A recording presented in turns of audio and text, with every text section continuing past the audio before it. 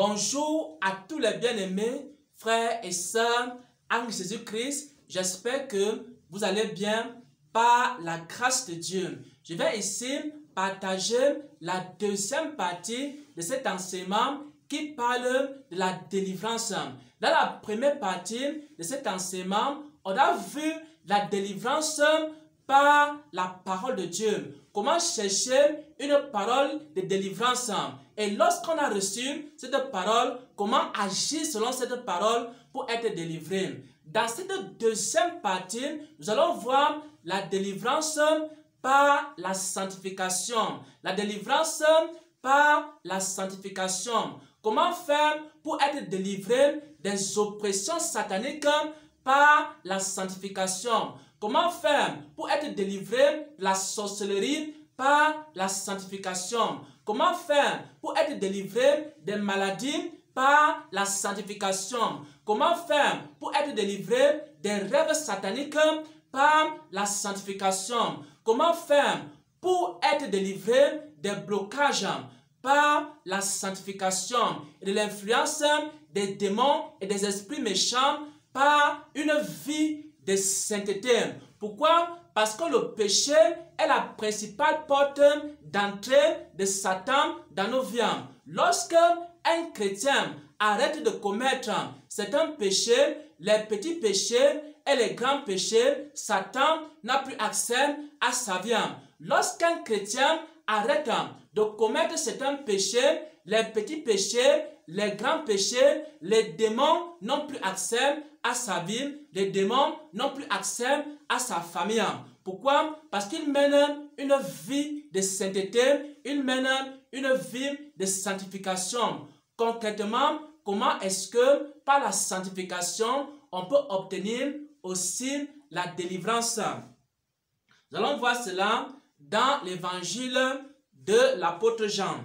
Jean au chapitre 5. Dans l'évangile de l'apôtre Jean au chapitre 5, on parle de l'histoire d'un homme qui était malade pendant 38 ans. Il a fait 38 ans de maladie. Il était à la piscine de Bethesda. Dans cette piscine, tous les malades venaient. Et ces malades-là étaient guéris lorsqu'ils tombaient dans l'eau. Lorsqu'un ange agitait l'eau et que la personne tombait dans l'eau, le premier, la personne était guérie. Mais cette personne-là, qui était là depuis 38 ans, elle n'avait personne pour la jeter dans l'eau. Alors, ce qui s'est passé, c'est que Jésus est venu vers cet homme-là. Voyant qu'il était malade depuis 38 ans, Jésus lui a posé la question, veux-tu être guéri? Alors, cet homme-là a été guéri par le Seigneur. Cet homme-là a été délivré par le Seigneur. Maintenant, après sa délivrance, Jésus va faire une déclaration que nous allons lire. Et cette déclaration sera aussi la base de cet enseignement.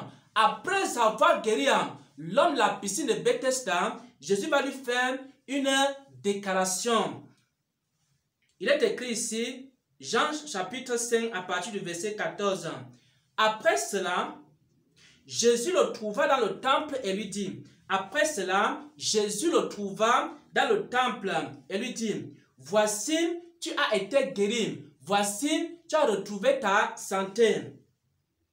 Ne pêche plus de peur qu'il ne t'arrive quelque chose de pire. Voici, tu as été guéri, voici, tu as été délivré. Va maintenant, ne pêche plus de peur qu'il ne t'arrive quelque chose de pire. Pourquoi? Parce que la maladie de cet homme était aussi liée au péché. Jésus va lui dire, va et ne pêche plus, de peur qu'il ne t'arrive quelque chose de pire. Pourquoi? Parce que le péché est la source de la plupart des maladies. Parce que le péché est la source des envoûtements. Parce que le péché est la source des oppressions sataniques. Lorsque quelqu'un commence à se sanctifier, alors Satan n'a plus aucun pouvoir dans sa vie. Lorsqu'une église commence à vivre dans la sainteté, Satan n'a plus accès à cette église-là. Satan se balade dans la plupart des églises à travers le monde.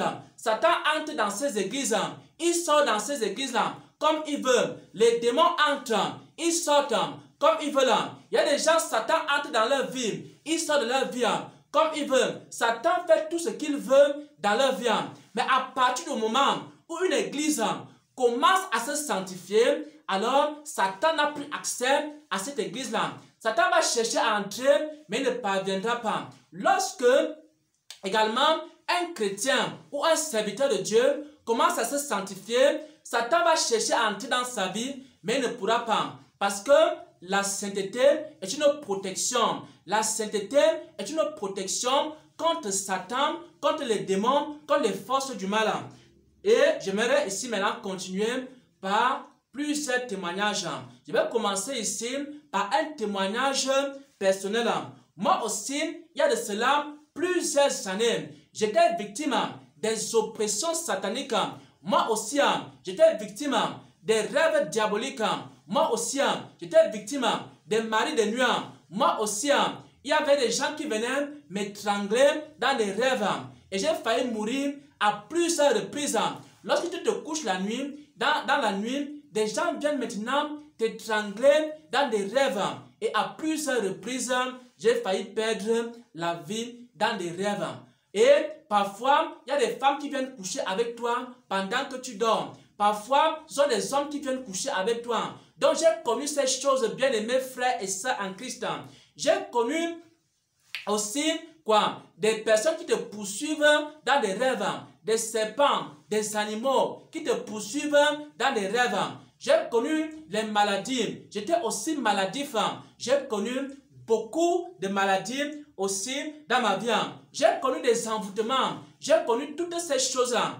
Mais lorsque j'ai commencé à mener une vie de sainteté, lorsque j'ai décidé d'abandonner le péché, les petits péchés et les grands péchés, alors j'ai vu comment les envoûtements ont disparu dans ma vie. Lorsque j'ai commencé à pratiquer la parole de Dieu, lorsque j'ai commencé à vivre dans la sainteté, j'ai vu comment les rêves sataniques ont disparu dans ma vie. Lorsque j'ai commencé à me sanctifier, j'ai vu comment les maladies ont disparu dans ma vie. Bien aimé, il y a plusieurs années, je ne suis même pas allé à l'hôpital. Je ne connais plus comment faire pour aller à l'hôpital. Simplement par la sanctification. Bien aimé, lorsque quelqu'un mène une vie de sainteté, lorsque quelqu'un pratique la sanctification du corps, la sanctification de l'âme, la sanctification de l'esprit, alors les maladies vont disparaître dans sa vie. Alors, les oppressions sataniques vont disparaître dans sa vie. Les rêves sataniques vont disparaître dans sa vie. Et également, Satan n'aura plus accès à sa vie. Et c'est comme ça que j'ai été délivré de la plupart des oppressions sataniques.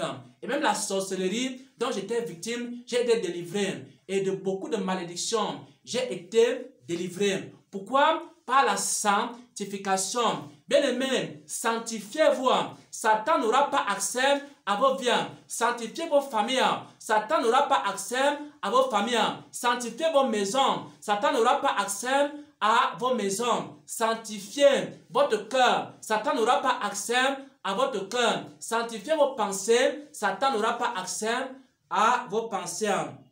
Et il y a également d'autres témoignages des personnes à qui j'ai donné ces paroles, qui ont commencé à pratiquer les paroles de Jésus que j'aurais données. Le Seigneur m'a donné beaucoup de paroles, des paroles de sanctification et des paroles de repentance. J'ai partagé ces paroles avec plusieurs personnes et la plupart des hommes et des femmes avec qui j'ai partagé ces paroles, qui ont pratiqué ces paroles, ont aussi été délivrés. Pourquoi? Parce qu'ils ont commencé à marcher dans la sainteté. Bien aimé, les paroles de Jésus qui sont dans cette chaîne sont des paroles de sainteté et de vérité. Vous mettez en pratique ces paroles, vous serez délivrés. Pourquoi? Parce qu'il est écrit, vous connaîtrez la vérité et la vérité vous rendra libre. Toute personne qui pratique la parole de Dieu, toute toute personne qui se sanctifie et qui marche dans la vérité est automatiquement libérée parce que la vérité libère, parce que la vérité affranchit. La vérité affranchit contre les forces du mal. La vérité affranchit contre la sorcellerie. La vérité affranchit contre la folie. La vérité affranchit contre les démons. La vérité affranchit contre les maladies. La vérité affranchit contre la haine, contre toute autre chose qui peut venir contre toi. Lorsque tu connaîtras la vérité et que tu mettras en pratique la vérité, c'est-à-dire lorsque tu vas te sanctifier, alors tu seras affranchi. Pourquoi? Parce que vous connaîtrez la vérité et vous pratiquerez la vérité et la vérité vous rendra libre. Au nom de notre Seigneur et Sauveur, j'ai ainsi partagé cette deuxième partie de l'enseignement sur la sanctification, la délivrance par la sanctification. Amen.